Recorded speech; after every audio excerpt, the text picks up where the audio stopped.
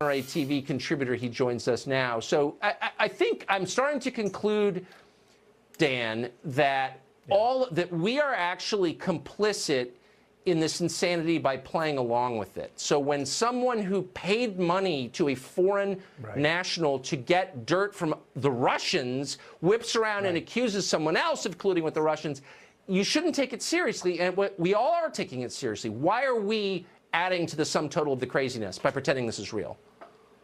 I don't know. I like Chris off the air a lot, but I think we're all dumber for having seen that. He's a great guy, but we're all dumber.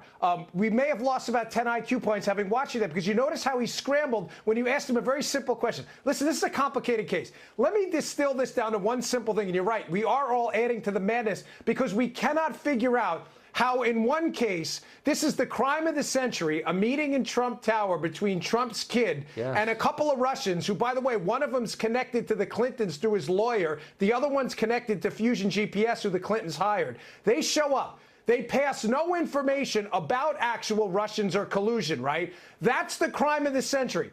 But actual Russians who put together information according to their own dossier, who passed it to the Clinton team, which was used, Tucker, to spy on an American citizen and take down a presidency. That's no big, hey, nothing to see here, folks. Ignore that. But pay attention to this meeting. This is insane. I can't believe we're even having this conversation. Well, let me just say, but I should also note that we learned recently that if you have any questions about what the government did spying on that private American citizen, you, Dan Bongino, are unpatriotic. Right. So why don't you take that home and meditate on it for a minute? You're unpatriotic asking questions because it is wrong to question the official narrative of anything. Got it?